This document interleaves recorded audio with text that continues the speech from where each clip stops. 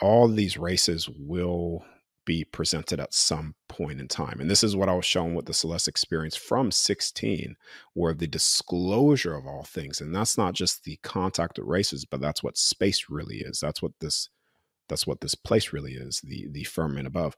That's disclosure on all fronts and freeing humanity again, fully and completely. That's where this goes. You could say that is one of the inevitable event markers where everything is revealed again. And so you're sort of getting this through a lot of different, you call it the art of war.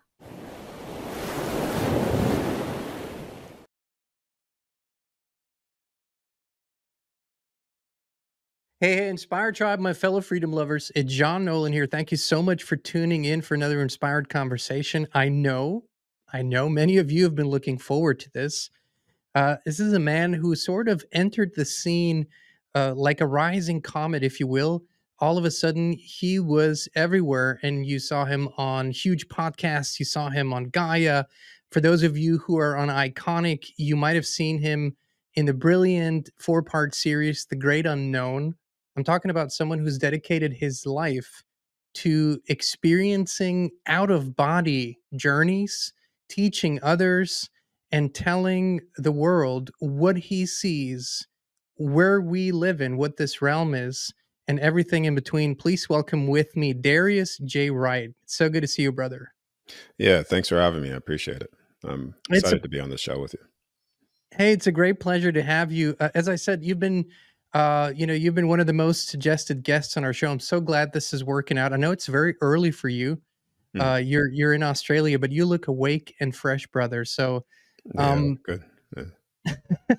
with that being said, I know many people know you, and some might not. When they Google you or when they look you up on the platforms, you talk a lot about out of body experiences. And this is a very, very trending, popular subject right now. I think there's a momentum. So Darius, where did this start? Where did this journey start for you? What was your first experience? Was it consciously initiated? Was it an accident? How did that start for you? So the out of body stuff Yeah, the out of body experiences. Yes. has always been with me since a child. Um, Now, as a child, I had no idea what it was. I was doing these things, but then opening up spaces, seeing entities, and then out of fear of that, completely shut it down. So fear will, you could say, suppress abilities. And it wasn't until 16 years old is when I had my full blown out of body state taken out of the construct for the first time, and seeing in contact with a being called Celeste, which I've been in contact with her many times since then.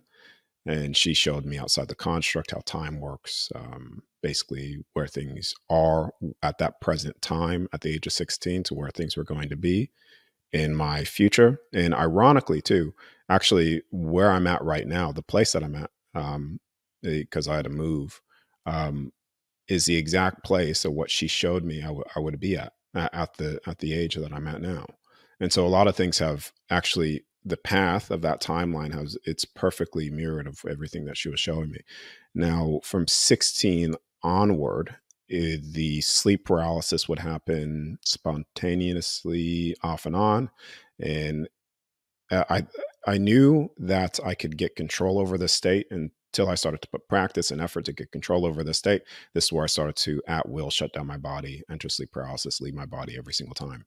And I've been doing that for a very long time. Yeah. So you when you're coming out of the body, you need to understand, because a lot of people have this misconception: when you come out of the body, it's airy fairy, or the soul doesn't have physicality. It's not real. It's not more real than here. But when you're out of your body, it's no different from a near death. Your soul is coming out. So in an out of body shuts down. You dip to a certain state, then the soul exit. When the soul leaves the body even dips down lower to a certain state. And I've had people observe me as I was doing this as well. Same thing when you die. Body dips down, soul leaves the body, etc. But the soul is very physical. It's very rare. It's hyper real, more real than here. And the only way to really understand that is because if you look at the scientifically, the light spectrum, the human brain could only access a certain portion of it. And A very tiny portion. Mm. It's supposed to be accessing more. This is where you go into I'll just use the term DNA because people to allow people to follow through with this. Because a lot of this science is when it comes to DNA, cells, and etc., the heart isn't necessarily 100% accurate. But let's just say DNA. So we have a double helix DNA. And so we're only using those two strands, which is only allowing us access to a very limited light spectrum. But you can measure the DNA in the body. They say 12 helix supposed to be 13, and that's perfectly mirrored off the construct design. They even measured within the brain that we have 13 dimensional structures within the brain, which is all connecting to this. So they limited the body to only access a small portion of all that is around us. So when you come out of the body, you're accessing everything. You're accessing the full spectrum of light again. You're accessing the full field of all things. And this is where you get access time, thought forms. It's more physical, more real than what you could ever experience here because of that, because you're just accessing more. Mm. So if we can go back to this experience when you were 16, what was sort of your concept of the world at that time, your frame of mind, and how did you perceive this being Celeste when you met her? Like, what were your first realizations that happened sort of in this 16-year-old you? So the first thing at 16, I wanted to remember it all again. So, be careful what you wish for when you say that, because then you also end up walking a very fine line here, while you're here. But I got to a certain point at 16 years old where in, at 16, I wasn't a 16-year-old because at the age of 13, I already understood the Federal Reserve banking system, how they do that, how the straw man, um, yeah, so 13 Sounds to very 14. familiar. Yeah, yeah. So so I knew how they were basically taking the human being and making it into a corporation, corpse, a dead entity. And so 13 looking up the difference between corporations, dead entities, and the living man and woman, which we are, which is untouchable, and how to disconnect and disassociate with those two systems. And so I was educating myself out on those topics, 13, 14, seeing the control structures that are taking place. And I won't go too deep into it. But then that led me into 16, where I'm like, okay, I know what's going on. I see what's going on. What is the point? Because if I don't get the answers to the actual point of this, then there's no purpose of me actually being here, because I could do more work on the other side than I could achieve here. You see? And so that night is when I was taken out. And the Celeste being was, I'll just call her, but she was the perfect balanced energy. And she came to me and just naked in a sense, but she wasn't wearing any clothes, but she was like this just perfect being. Yeah. She's the one that showed me, the first thing that she showed me was time. That was one of the first things that she told me. She was like, all right, this is how time works. And it looked like thin crystals of glass, crystals. Now, ironically, crystals is how you also store time and memory, and it's in water as well. She told me who I was, my name, and I was like, oh, I didn't know that I was that important. And not necessarily, I'm not saying that as like that's me. It's just she was showing me the importance of me in each and every soul in all creation. Because at that point I didn't understand the importance of myself, like why am I here? So she showed me the importance of your signature, your frequency. One properly attuned, one individual is like a pebble in the river, or pebble in the pond, that sends massive ripples, and it affects everybody to reunite their flame again. Um, so she was showing me that, making me understand that. I remember the first memory that I had too of creation, which is the first thought. Um, she showed me the construct, and the first time she showed me the construct, I didn't understand what it was. That was seeing it from the outside. She just showed me it in like this bubble form, and she showed me many of them. Like now I call it construct stacked on God shelves because I've seen it many times now. She showed me where this place was and where it was going to be in my future, which I've shared in the beginning. And what she told me, she said, now you could stay here. Now, this person I've known for a long time on the other side. It's just the memories return back to you of who they are. And she said, you could stay here, and you could stay here and you could do what you want. You don't have to return. And if I made the choice to stay, my body would have instantly died back on the bed. Um, and she said, or you could come back, but you're going to forget what I told you. And I said, no, I'm not. I'm not going to forget anything. So as I returned back, I made the choice to come back because I understood that this experience was so temporary. The whole thing was very temporary because when I was there, it seemed like I was only here for seconds, the experience. Yeah. And I made the choice to come back. And then from that point, I did forget the things that she told me until I started to have multiple controlled out of body states, targeting the same things, reactivating the memories again, and seeing it through many times now, all the things that she showed me when I was 16 years old, because it wasn't yet time for me to do the work that I'm doing now, due to that. Yeah. So that's in So, short. I haven't won that deep on the Celeste experience. This is the deepest I actually opened up about that. Mm. well, thank you. I appreciate that.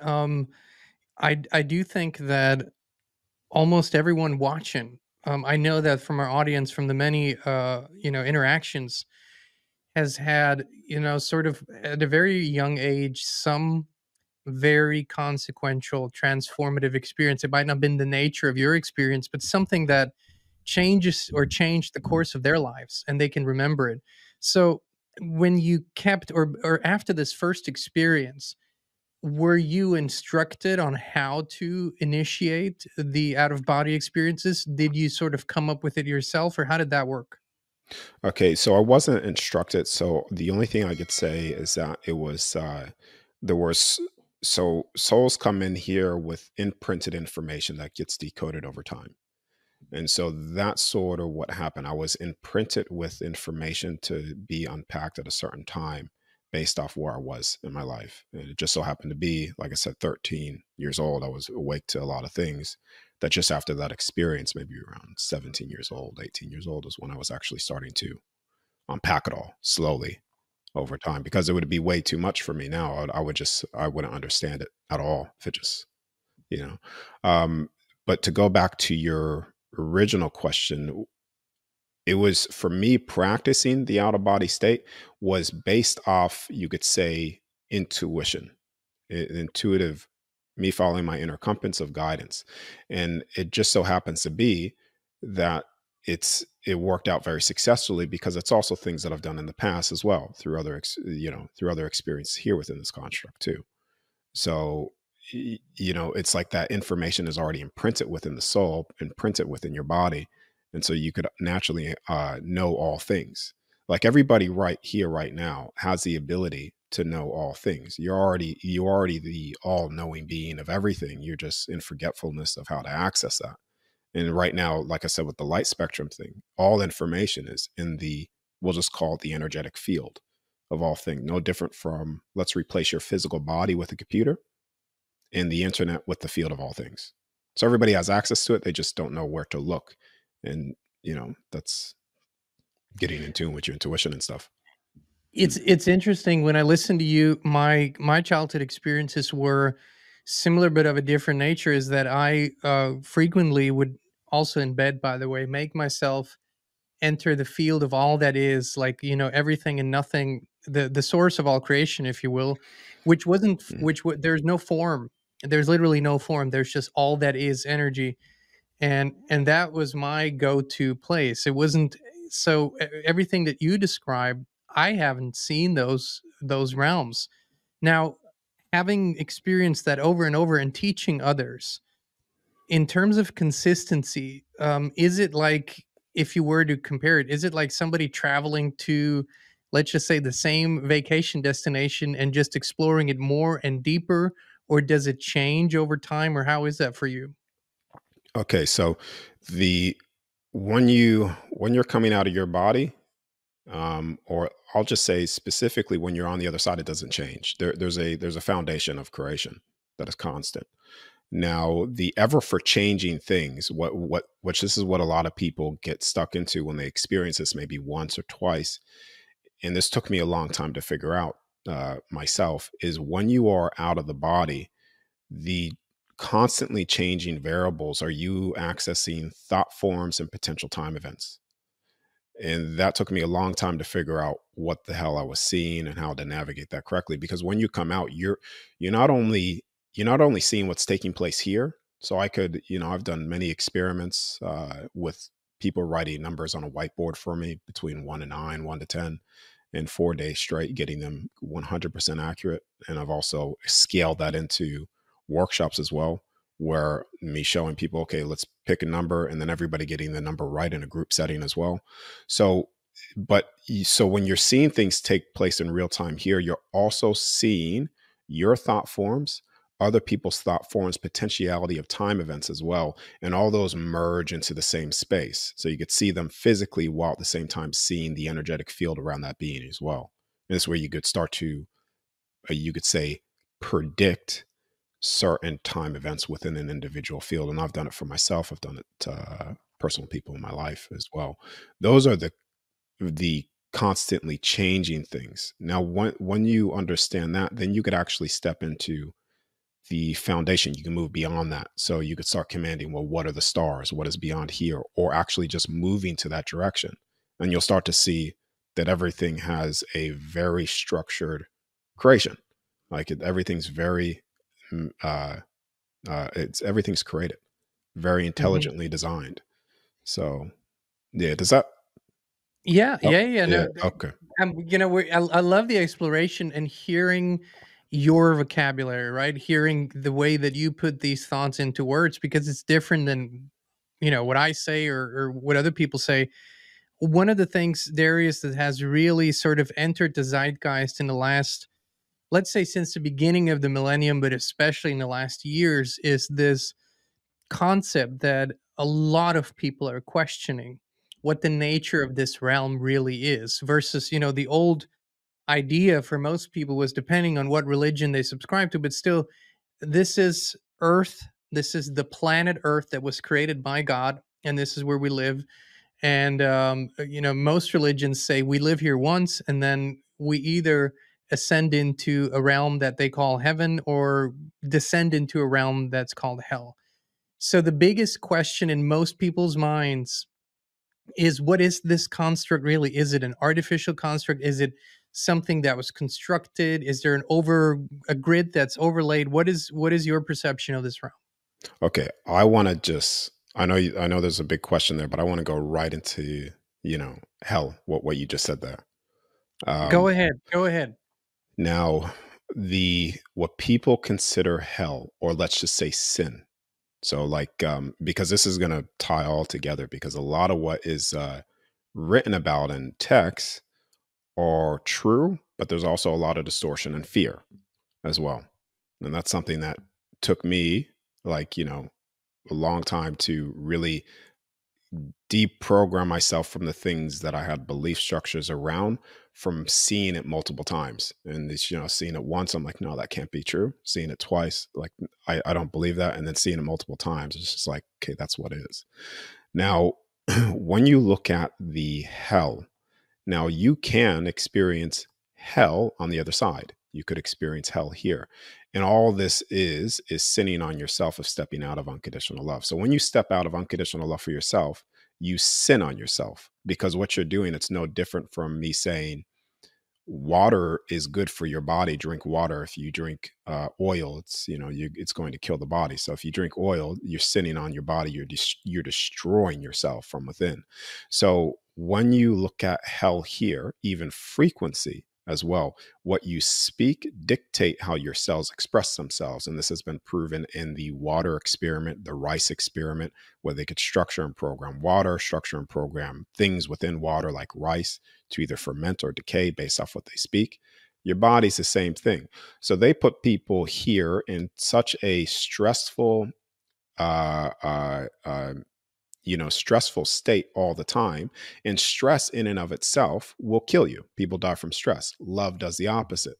So the way the current structure and the system set up is to get you into survival mode, put you in the state of panic, stress, fear, anxiety, and all of those things are sinning on yourself, on the body, and therefore destroying the body in a cannibalistic way. And then you are actually living in a hellish experience in physical density. Now, even when you're on the other side too, I've experienced this myself due to my own fears. All right. So when you're on the other side, you could create your own hellish experience by stepping out of unconditional love. Because then when you step out of that on the other side as well, then you start experiencing the opposite of your divinity, which is hell. So yeah. That's perfectly put. It's literally, the absence of love, the absence of wisdom is hell, no matter what realm Mm, you are in. absolutely. So I appreciate that answer. So now to the second part of that question. Yeah. What is, according to your experience, what are we living in and who created it? So we all right, and I'm just gonna go right into this and say it because the thing what I just said, not speaking truth, it would be, you know, bad Hell. on my It's a sin. It's a sin. It is a yeah. sin against ourselves. Yes, I agree. Yeah. So, and I'm not religious, but I'm going to tell you that based off what I've seen many times, is that this place there is a face to this realm. You could say there is a dome, a firmament above. That's how I've been shown many times. And now, when people think of what the text has said in the Bible of the earthly realm, the firmament, waters above, water below, like that's what I've seen. And that's what I've seen many times, and how the celestial bodies are all fixed points within the firmament above us. And these fixed points, stars, are actually dimensional portal access points. Same reason why certain structures, pyramids were aligned to them, because we have a total of 12 realms here. You could say 12 heavens, and the 13th being the container. And how they were able to bring down entities, let's say the seraphims, the angels, the realm of Eden beings, the angelic beings, is that they were pulling them down from the higher realms into the physical realm here. So this isn't created by one individual based off what I have been shown, just off experience. It's not one individual called God, because we are all that. We on the other side are all gods, because we create through our will, our spoken word, and we create constructs based off what our soul desires to experience due to its own fulfillment and joy, because there's no limitation placed on you ever on the other side. You cannot have ultimate expression of freedom with a limitation. And that is you. And your consciousness is a dictator of all things, the universe around you. You see? So when you look at the structure of what I said before, as above, so below, as within, so without, the 13 strand DNA or 12 strand DNA, there are 12, 13 um, beings co-collaborating, creating this, or have created it. Just like on the other side, you have a collection of souls that create something, one soul that creates something. That's what I was shown. So what people call God are a more than one beings that have created this experience. Now, but I'll just say God in simpler terms. God created it. Mhm. Yeah. So there is a firmament above us. This is a construct. And when people think of what they consider the firmament, the plane, they think of, well, this is something that's, they think of space, and they think of what they've been told about space. And what space is literally uh dimensional access points. It's just portals. That's all space is. It's just you're bending space and time, basically, when you go into space to access a dimension or to access another realm. And the bending of space and time could also be done through accessing the 12 stargates, which is through the cores of the realm. You could say the sun is a stargate as well, because the sun is not a gassy ball in space. And when you ask yourself, where does light come from? What is actual light? Where does light come from? And people don't really ask these questions. When you think of where light is coming from the sun anyways. The sun's light is coming from bridging of multiple dimensions and realms in bringing that light through. This is why it's a considered a stargate as well. Even yourself right now, you are the creator of light. When you close your eyes, you're in darkness, and it's only when you start to imagine something you birth light into creation. We are literally the creators of light. And even God said that as well in the Bible. Light was always secondary. He created the earthly realm. He Mhm. said, "Let there be light." So, I, it's very close to what the Bible said. In short, yeah. So, in your perception, this is not a technological simulation, or there is no matrix grid, as it has been described, and as even as I have described it myself. Have you ever experienced that, or are you saying no? This isn't an accurate depiction. Okay, so you could say that this is a simulation. If it's just another way of saying it, you could say that, yes. But but then everything everything. All right. So when you Think step out think of the Matrix. Think Matrix as a yeah. maybe comparable analogy. The movie. Most people have seen it. Based off of that, is there any truth to that? Well, yes, there is. Yeah. Now, this is why I said it's. I don't necessarily call it simulations. If that's what people call it, that's fine. But because a simulation implies that it wasn't created from a source of something. So everything in all creation comes from the source of from a place of unconditional, because that's what creates everything around us. Love. So in short, we'll say it's a simulation, which is not is it's that is still correct, because once you step out of the construct completely and you see the multitude of constructs all over the place based off souls creating those, you could say they are all simulations outside of the base reality. You Are you see? talking are Yeah. you saying that everything that is sort of a physical expression, something that you can actually see in so thoughts that manifest as form, and you can see it, and have it has the appearance that you can touch and smell, that, we could call everything a simulation, other than when you are in the field of all that is, where there is no form, that would be prime reality and everything else is a simulation. Is that how you distinguish it?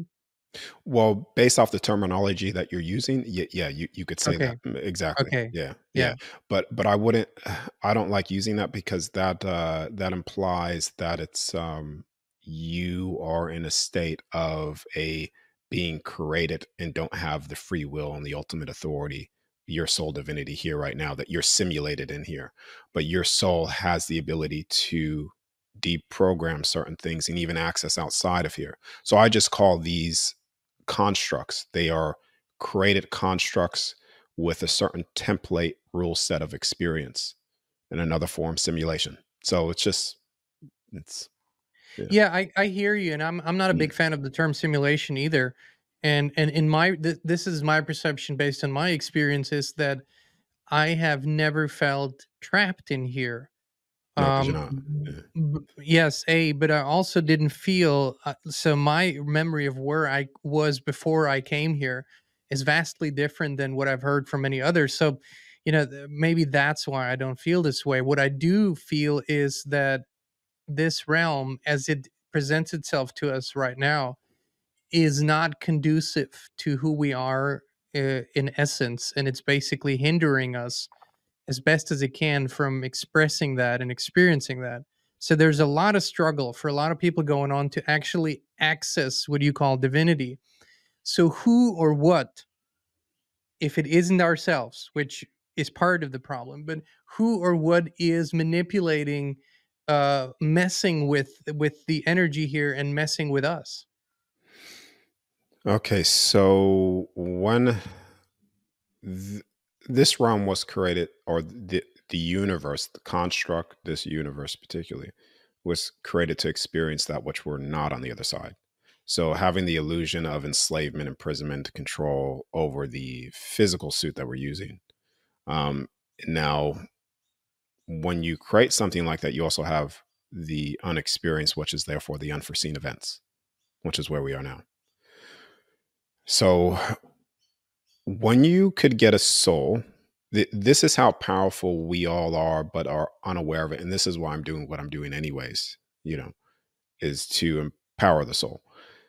When you could get a soul, trying to, I may take this in another direction too.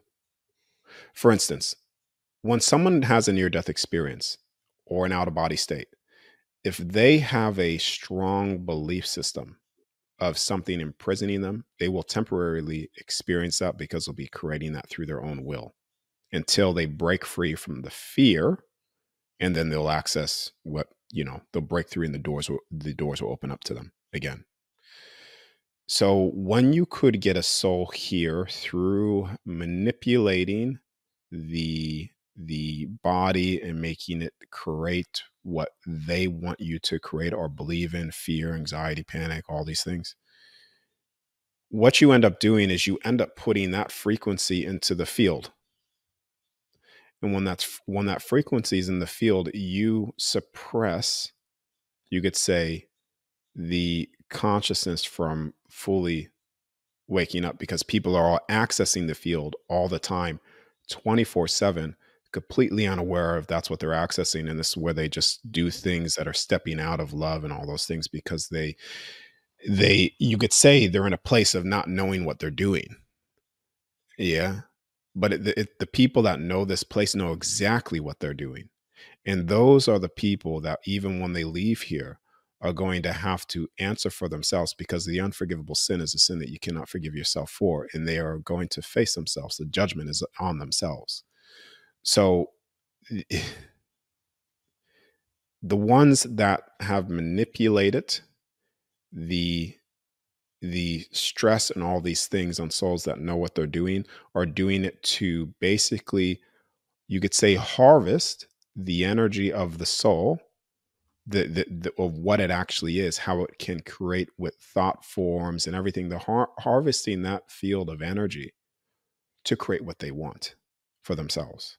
So I- in basically, sh- in short, sorry, yeah. go ahead. Yeah, in short, that's what it is. But when you say things, when I say things like that, I just want to give it context too. When I say things like that, people will step into disempowerment. Well, I can't do anything about it, but you can, because the only thing that they have is fear on you. That's the only thing. Well, that's exactly what I was what I was going to say is I think what you mentioned in the beginning of our conversation, that your journey had to involve a realization of what is currently happening in this realm and how it is happening, and how, you could also say that this artificial stuff, like you say, the straw man, the legal system, and the sort of as an artificial adapter that takes the living man and woman into a dead system, all of that. I think without discovering the truth about what people are born into right now, it's very difficult.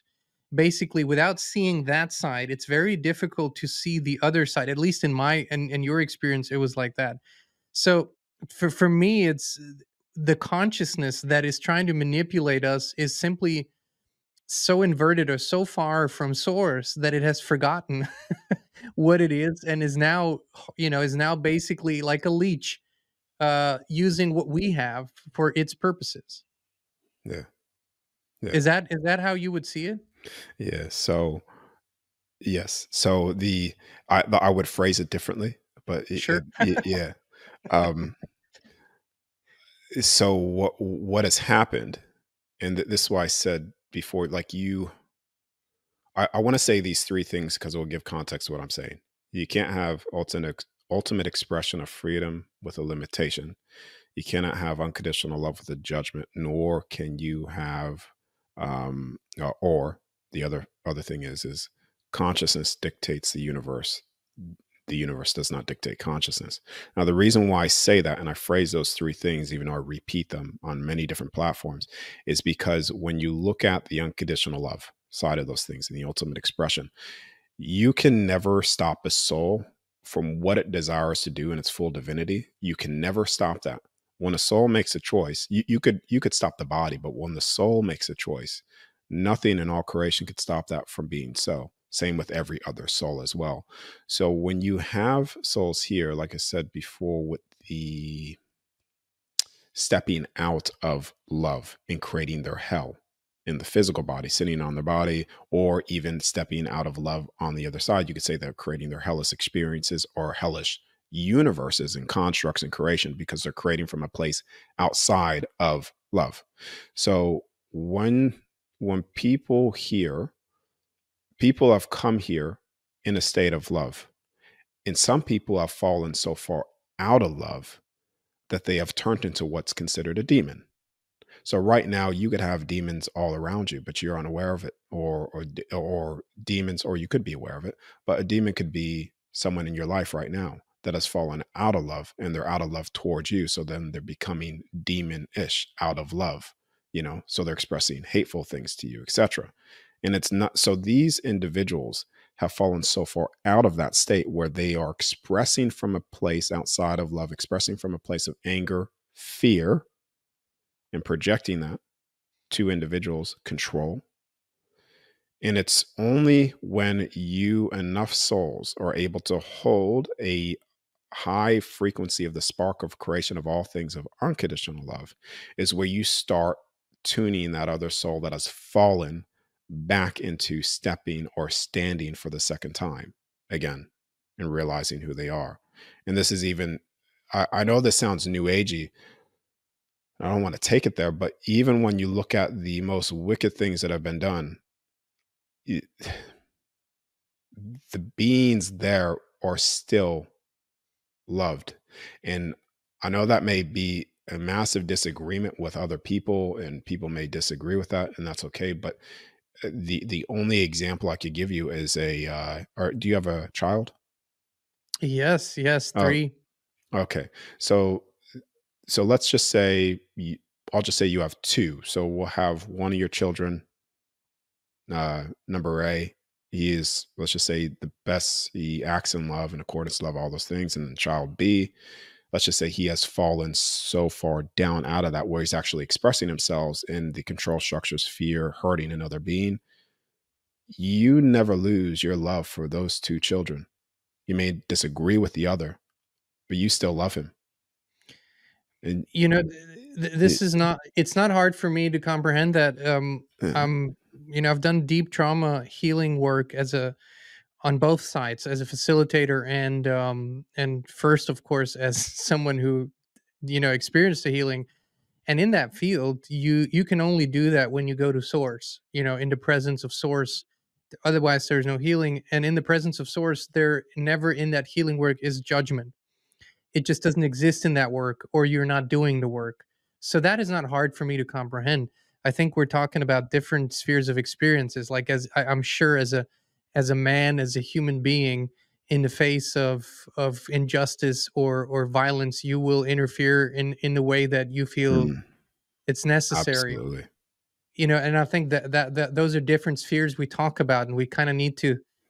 It's easier for people to hear what you just said when we can sort of set the framework. Now, you talk about, or we talk about the bodies, we talk about the soul, and then indigenous cultures and the Gnostics, for example, also talked about spirit. So where do you see is there a difference between spirit, soul, or is it sort of interchangeable in your perception? Okay. I will answer that, but I want to go back to what you were saying too, and I'll allude to that. All of the So, above, my friend. yeah, okay. What you were saying too with and what I was talking about, love and those things as well. A lot of people take this as okay, well, that's what he said. So that means let the wickedness be done to me here. And that's not what I'm saying at all. Because you could protect, and you could say hold the full armor of your divinity here right now in a state of love, of protection to self and others. That's it. You see. So it's Oh not, yeah. yeah, it's not allowing the evil things to be done because you have to be in a state of unconditional love. So therefore, you need to allow them to do that upon you. That's not at all. Yeah, because then that's We're in taken full out of love for agreement. self. In Yeah, full agreement, yeah. yeah. So I wanted to make that, just Thank you. state that, so then people can't take that and run away with it in another direction of, you know, Thank you. yeah, Appreciate it. yeah.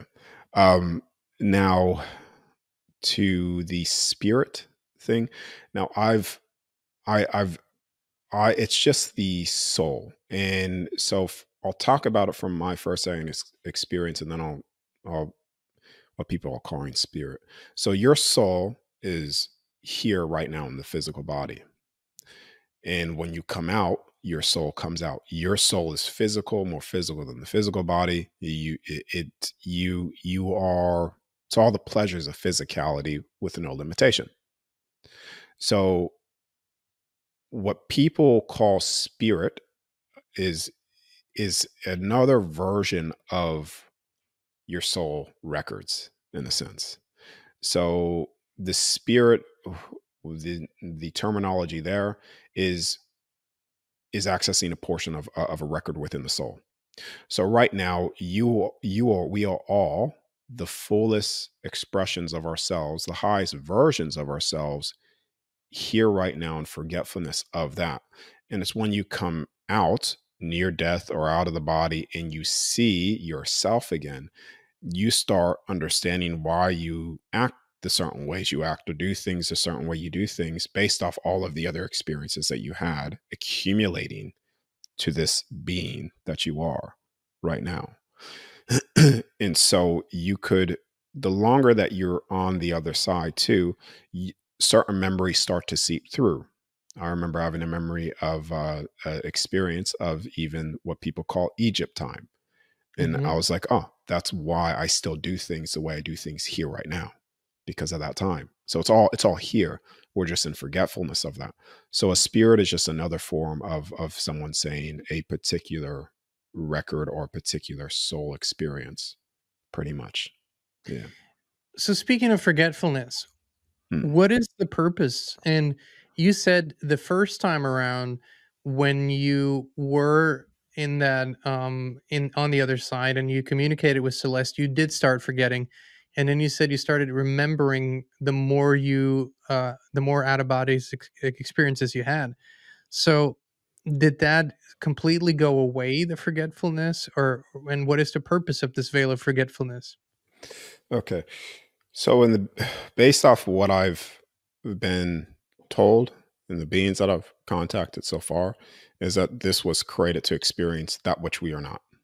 So that's the first thing, because once you're outside of here, full stop, you when you create a construct or a universe for yourself, you do not step in that in forgetfulness. You step in it with your full divinity, full memory of everything. Always. This is the only place where you step into where you are forgetting and experiencing the opposite of what it's like not to be that. You said you started you did forget, like that being said you would forget, like Celeste Mm. said, but then once you started going back more often, you remembered again and you quit forgetting. Is that so now when you travel out of body, when you go on the other side and when you come back, so you're not forgetting anymore? No, no, no, no, not at all. Not at all. Yeah. I don't know. The only thing that I could say, the reason why I forgot that experience, was because some version of myself uh, made me forget. Because if I was shown the path, like this path, exactly how it was laid out, I don't think I would actually have been walking this path that I am, unless it was done in a very organic way. And because it the reason why I became public or started doing this is because I got triggered. Well, got triggered many times, but the most important one for me, where I was just like, okay, this is my whole life. From the time I'm here, this will be the only thing that I do until I leave, because what I know what's going to be how I will judge myself when I leave here. And that's not on anybody else besides myself. So I know what I need to do as a soul. So when I step out of here, I know that I've done everything to the best of my ability and integrity for myself and the information and others to do what I need to do. And that came from an experience with my uncle, which was he basically came out of my body consciously, And he took me to a space, and in that space, he said he was showing me certain things that I was withholding love from other people, withholding love from myself. And he wasn't judging me on anything. But this is why I said before, you will create your own hell here and there if you're not in that state of love. And when I say little bits of love, they weren't like these massive things. They were just like, little things that I was doing that I knew I was in the state of knowing what I was doing that brought me to my knees in pain. It was the greatest pain I've ever felt of judgment on myself. And and it was because I was in a place of knowing that which I was doing. And the people that don't know what they're doing, they don't understand it, they won't necessarily have that weight on their shoulders like that. But it's when you know what you're doing and you're walking that path in knowing what you're doing and stepping out of integrity. I I don't wish that on anybody to reflect on that. And that's why I was like, okay, this is what I'm gonna do for now Well, on. that you Yeah. just defined hell, basically. You just defined Mm. the experience of hell. So you are teaching others, and what would you say is your main purpose, your main intention in teaching people to consciously have these out of body experiences? And what do you see in the people whom you are teaching? What is changing? So my purpose in teaching it or showing people this is to give them the tool to do it themselves. That's basically it. Because I was actually battling with, all right, well, what's the best way to share this information? I was like, what is the best way that I could do this? Do I just constantly just talk about the other side? And it took me a while to figure out. I was like, you know what? The best way to do it is to actually someone to see it for themselves. And then at that point, like all I need to do is say, just do this, do this, do this, see it for yourself, and you will come to the same conclusion eventually. Because I don't necessarily even have to go down certain paths or say certain things because everybody will see it anyways. And that's why I've been doing it. And a lot of the people that have shared success, yeah, it's changed their life. So that's Yeah, mm, I've watched some of those testimonials on your channel, and yeah. they're very interesting to watch. Did any of you students that frequently travels, if you want to call it that, come to any different conclusions or has seen things that you haven't seen? Not yet. No, not that I've not that I've shared, or the countless of written testimonials that I get as well through email and stuff like that. So what people are, the differences here is, like I said before, when people are accessing thought forms in time.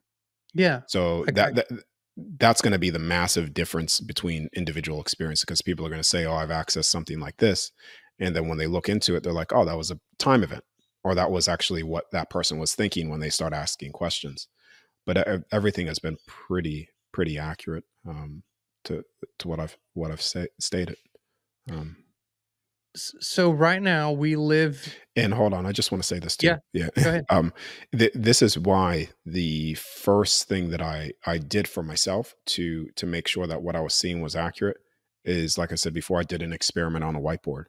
Okay, so Hmm. because I just want to say this as well. For years of doing this, I went into a place of saying, no, this is not true. I'm hallucinating. This is not real. So just to give people context, I was there, and I was there for a long time, just as much in fear as well. And so I started to do the whiteboard experiment, numbers, to see, okay, well, if I'm seeing this accurately and I'm in another room and I could target that and see that, then I must be seeing what's there, and Well, then then just to, that would yeah, I would call it an objective truth or an objective reality, objective fact. Yeah. yeah. So right now we live in a worldview, that is we're this is a spinning ball and it's racing through space, and Mm. we're these material beings, and there's one life, and what do they say, YOLO and FOMO and all that crap, basically, that this entire existence is based on. What what is the purpose to um bring the knowledge that you have found as an objective truth to the people, and what would change if the world thought of this realm and people of themselves the way that you see yourself in this realm? What do you think would happen? World will change instantly. Yeah. Well, so people right now are in a state of believing that the universe dictates consciousness, and they're living their life as a very materialistic way, meaning that this is all there is. So when they realize that their soul is who they actually are, and they live on forever in the divinity of this creation and every other soul in love, it would end all man-made constructs, all man-made beliefs, all man-made control structures to enslave the physical body in the expressions of the soul here in physical density. I'm with you know, I'm with this thought. I mean, this is literally what I think all our what we're combining our energies and intentions for. So, with regards to, disclosure and what, what a lot of people are talking about, other beings, other life forms, aliens, extraterrestrials, those are all terms that don't really, describe maybe what we're talking about. But what is your experience? How many other worlds are there like this one or similar to this one? And what role does that play for us? Two versions of this. On the other side, there are similarities to other creations like this, but like I said, you're in your full divinity, your soul, so you're not in forgetfulness or any of those things. So a lot of people state that the bodies are created in the image of God, but it's actually your body's created in the image of your soul blueprint. So when you look at beings here within this construct universe, you all of the races, all of the kingdoms are true and accurate. The the ones that look like lions are true. The grays, what people call the humanoid aliens as well, the seraphims, the angels, which is only one form of angels, like what people call the original angels. You have the beings of Eden as well, what people consider the god beings. All those races are true, and they're here. Some of them are here physically. This is where you get the Antarctic Treaty as well. A lot of the races, some of the races are there, and this is where they also hide certain things within that. And I've targeted this place as well, Antarctica, a lot, where they have hidden so much there. There's actually still to this day in Antarctica some of the original bodies. Original, you could say the original giant bodies are the original angel bodies. Yeah. And and so it took me a while to understand, well, how are the bodies still there? Where's the energy, where's the soul?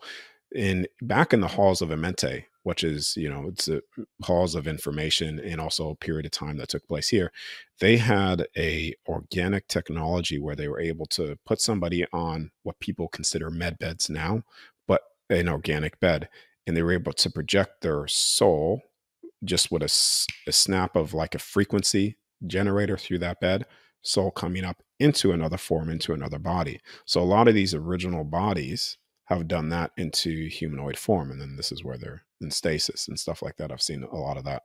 Everything that people hear about with the contact of races, a lot of them have been here for a very long time.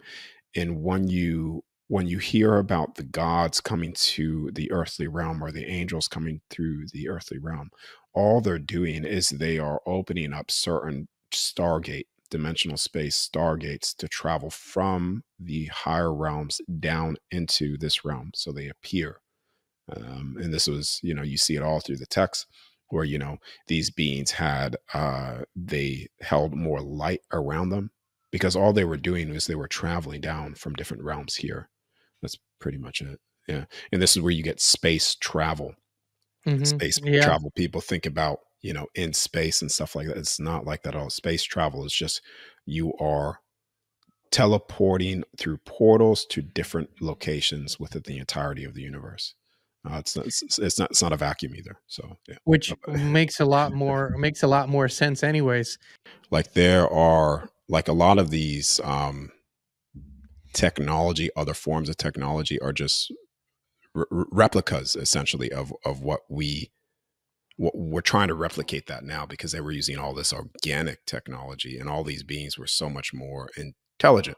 That's where you go into the what they call castles and things like that. People think there's medieval things, and how they built the pyramids were medieval. They were just highly advanced people that that knew the design of this very construct that we live in. And this is what I was talking about, the races. Let me go down here. These are the ones that I've seen, like all the races that I've seen. So I've seen the grays. Um, there are, what I've seen with the grays, there are three three different forms of grays that I've come in, or four different forms of grays that I've come in contact with. The tall ones, the muscular ones, almost look like they're bodybuilders. Short grays and the black grays. Seeing those, and this is where a lot of things, you know, they get all this stuff through, put it through movies and messages, and this is where you may lose people, but all this is very, very true. And you know, a lot of the information now is coming out through whistleblowers, and they're also presenting this information through, it's all going to get released, it already is, you know, for what's happening now, because people are finally ready for it, I guess, you know. I know that the future is not set in stone ever. I mean, because we are creators, and so Mm. our level of consciousness, our intention, dictates where this is going. But is there a tendency that you can see, and are you being shown these things as to where the future is going, where the human family is going, and what we can sort of expect in the next years, decades, maybe? Yeah, yeah, I'll share that too. Yeah, definitely will. I just want to show you the rest of these. Yeah. But what people call dragon races, those were a true entity, and this is also in the Chinese text as well. But these were highly intelligent beings, and this is where you get like the dinosaurs. They're actually, you know, part of the dragon races. Or one of the originals, and you have the ones that I've contacted are the whites, the black ones as well. You also go into the original size of the original human. Right now, like I said, things have been so, there's different, right now we have the human race, and so we have blacks, Caucasians, etc., but there's more to the race of humans than what we've been told, and a lot of them are a lot larger and bigger than what we've been told as well, and I've seen them as well. This is where you go into the fossilization of certain things, and so I've seen Anunnaki beings, I've seen the angels. Now the angels are what, first time I seen one of the angels, they are exactly what they, people think they are, the white wings and stuff like that. These are the original angels, but I've also seen the different forms of them, like these beings as well. I've seen the Garden of Eden when I was in Realm 4, which is the Garden of Eden. Well, the protectors of the tree of life there or look very similar to what I'm sharing right here. And people would say, "Oh, this is demonic or whatever," but this is no. These are the beings that are actually protecting the tree of life in the Garden of Eden, part of the fourth heaven. Um, I've seen the seraphim, which is these ones are in 999. Those would be what I've written down there. They would be eight, so that's the closest to, you could say, the gods as well. You have what people call gods or the Olympians. Like we have a race of beings that look like god-like Olympians. I've seen those races, the hybrid races, these races. Seeing these races here, what was in So them. why do we don't not see them on a daily basis anymore?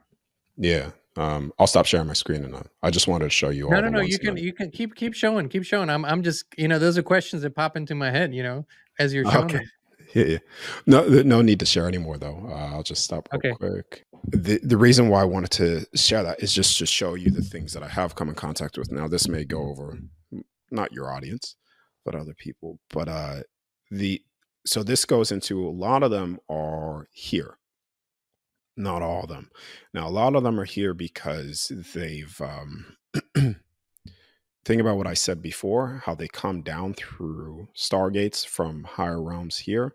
So some of them have been here since the beginning, and some of those races have not. So what you will, and things that I've seen, I'm going to say this very lightly at the same time, so it's not putting people in a state of hope and then hope harvesting and all these things, but the all these races will be presented at some point in time. And this is what I was shown with the Celeste experience from 16, where the disclosure of all things, and that's not just the contact with races, but that's what space really is. That's what this place really is, the firmament above.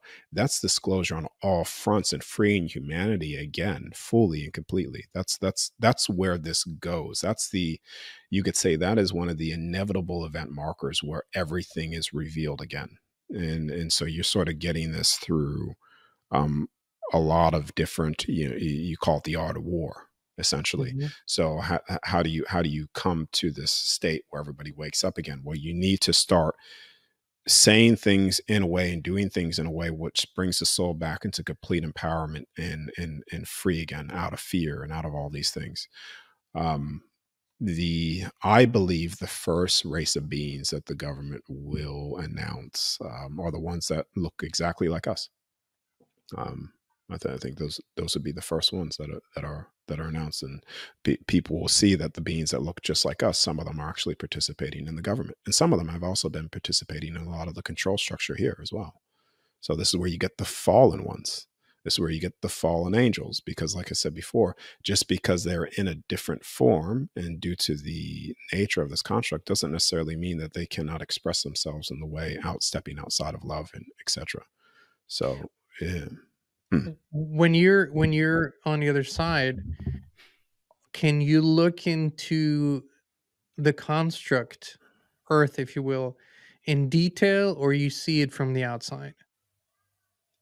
Could I look into the construct in detail? Yeah, just like you were, I don't Mm. know, like looking through a microscope, like, basically seeing things for what they are rather than what they appear to be. Yeah, yeah, yeah, yeah, yeah. So that's what. So when you so how you leave the universe is to through the 12th stargate.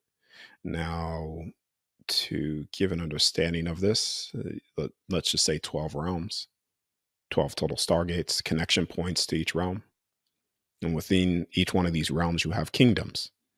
And this is where you get the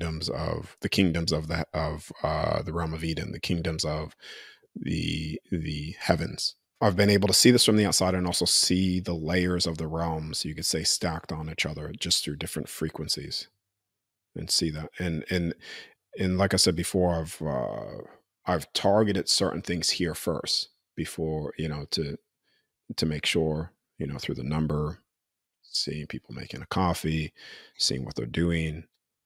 There was someone that shared their success in achieving the out of body state. Her name is Kelly.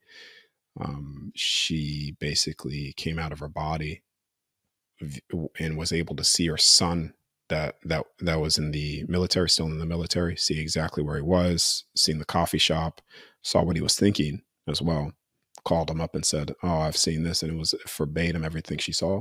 So it's the reason why I bring that up, because it's not just necessarily me, but yeah, you are able to see very accurate to detail things, because when you're in the soul out of the body, you're not doing this in a dreamlike state.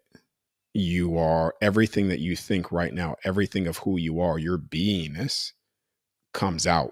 And it's so much you that when you come out, you look at your soul and you're like, wow, it because your soul carries a temporary imprint of the physical body. And you start looking at yourself, well, wow, I'm actually out. You look back on the bed, you see your body, and there's nothing changing. Like there's no difference in the way you think, the way you are. And then it's when you start to access and you're like, oh, that's, like I've stated in the beginning of this or in the middle of this where the memories start to return of why you do things the way you do things. But to answer that, yeah, I've access pretty accurate to detail, seeing it as if I'm physically there. So, Darius, in Mm. your perception and your experience, when we talk about the idea of timelines, and this is, maybe just a conceptualization so we can understand things better, but there was a perception for a lot of people that we had been on a, even self-destructive, but a definitely destructive timeline, destructive to the spirit, destructive to the bodies and everything. And that there is, and there's, it's not, you can't negate that, nobody can, that there is an awakening happening. The question is, have we reached sort of a critical mass And in your experience and what you are seeing, is the timeline quote unquote shifting? Yeah. So just to answer directly is so they have time could be manipulated. Yes, but they can only manipulate it in terms of trying to delay something. But there are fixed things that will happen regardless of how many times they try to do things, and it's just always going closer and closer. So they have, you could say, prevented certain things. Let's just go back into the COVID thing. That was a time, when you look into it, that was a time when everybody was supposed to fully awaken. People are awakening and Yeah, it just was a seeing very right everywhere. before that, we were at the Mhm. highest level of average consciousness we've been in forever, yeah. Yeah, yeah, and that was part of the bridging between all of what was supposed to happen is all of these things were supposed to turn back on, and people were supposed to see, whether that's throughout a body or just things becoming more revealed to them and knowing again, just understanding, and that's where we were. And so, what do they do instantly? Fear, because it shuts and suppresses everything. Even when you're in a state of stress, it actually your vision just goes like just shuts off things. I And mean, so, even for us, just being in the field, we were not fearful, we knew what was going on, but we had to focus. Our mm, work had we had to reshift our work to calming people down. yeah, Rather than rising, we just had to manage a situation, right? So even for us, the work started to be different. And even we had to sort of pull ourselves down a little bit into a more denser sphere and go, okay, we're going to manage this first, and then we can move forward again. Was that the same for you? I was I sort of experienced it like I was in my isolated bubble, at the time, because at that time specifically is when I was doing like, oh my god, like out of bodies all the time. I was like, oh, is that actually true?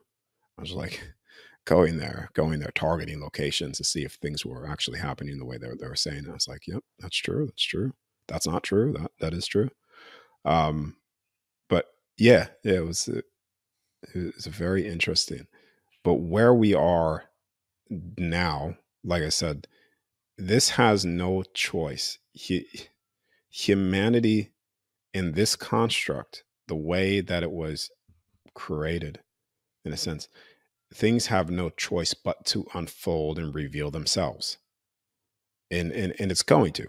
That's something that, you know, I know that people may take this and bait me to then lead me down somewhere else and you see what you said, but 100% with my full soul, my full knowing in who I am, of who I know I am, and the things that I do here reflect on me on the other side as well.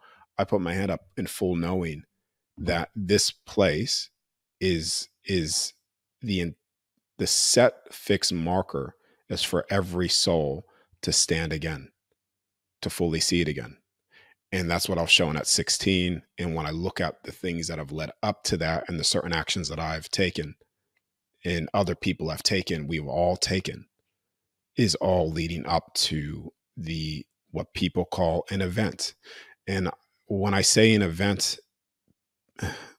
people may want to step back and do nothing, and they say, oh, I'll just wait for it to happen. But that's a thing why I forgot at 16, because if I was showing this, I was like, oh cool, I'm just going to sit back and do nothing. And you would have never you know probably made it to the event because your journey wouldn't have you wouldn't have walked it. You wouldn't have done it. yes, You wouldn't have yes, yeah.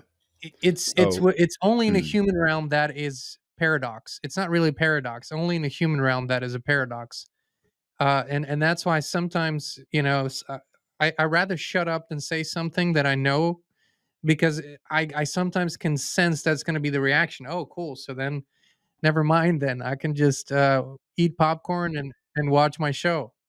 well, it's like the phrase that I use, um uh, y- trying to force somebody awake would actually do more harm than good, because it's like telling a blind person or asking a blind person, what does the color blue look like? They're not going to be able to tell you. They'll see again. They'll eventually see again. They'll see all things again, but people have been temporarily blinded. And this is why I said before, it's, once people realize of that which has been done to them consciously, you'll have the mass awakening will just be, there's no returning back after this, is what I'm saying. Like, this is where you're getting, when the disclosure of, let's just say, contact happens, like, this is where things are just going to start to really unfold. And you will even start to get some of the what people consider biblical beings presenting themselves as well. Well, there's a million directions we could go, but I think I'd rather extend an open invitation for you to come back and do this again. But before Okay. before the, so we bring this conversation to an end, I would like to ask you, Darius, where can people get in touch with you, learn what you're teaching, and experience out of body journeys for themselves? Okay. I appreciate that. But I would just, anybody that wants to know what I do, don't necessarily, um, I don't necessarily like the promotion at the end and stuff. Just have people read my mission statement. That's all I want. Read the mission statement. If you align with that vision and that purpose, then become a part of the movement. You can look at the work that I do, and what I do. That's very important. Yeah. We'll put the link in a description. I love how you put that. My wife and I used to do a few retreats every year, and Mhm. literally, in my own words, this is what I said: is, you listen, if your spirit says yes, Mm. if you feel an inner knowing this is it 100%, we'd love to have you. If not, no hard feelings. But it's not like we're gonna you want to promote this as a sales event. I know exactly what you're saying. So No, we're no, gonna no, link no. we're gonna link to your mission Yeah. statement on your website. People can Mm. also look up your YouTube channel. I think it's under Darius J Wright, right? Is that correct? Yeah, yeah, yeah. Yes, yes. Yeah. We put the links there. And what's a good way? Do you have any social media? What's a good way for people to keep up with your work? So I'm actually off social media. I don't have any Good for you. yeah, if someone sees a social media account, it's not me. The only thing that I have is, the only form that I like to keep in contact is just my site, interview platforms, and just sharing up to date information, whether if that's, things that people experience, because I try to detach from it, and I've done so very, very successfully from it, because I just want to focus on the mission. That's it. Like I said in the beginning, my Uncle Bob told me, and also things that I've connected through, which is what they consider, I'm going to say this in quotation so it doesn't sound egotistical, but the great work, which is waking people up to the other side. Because once they wake up to that, they wake up to everything. So that's, anything other than that, dabbling in social media, dabbling in this, just takes me further away from that. Things like this, having you to share things with, that supports, because then this spreads, you spread it, you become a part of it, and you're already doing it. You're already waking people up, whether if you realize it or not, which you do realize it. But I'm just saying, and that's the whole point for me. That's all I want. I love that, and I think you're part of a group of people on Earth today that live that without compromise. The way that you express it, which I think is the only way to go from here forward. Right? All the compromising, all the which is always a fear thing either way. So I appreciate that. Thank you for taking the time today, for sharing what you do and your experience. And I would encourage people to go over to your website, take a look around, and just feel your way through it. But thank you for your time today, Darius. We really appreciate it. Yeah, thank you for having me. Appreciate it, man. Yes. And Inspired Tribe, thank you so much for tuning in. We love you, we appreciate you, and we'll be back with you again very, very soon.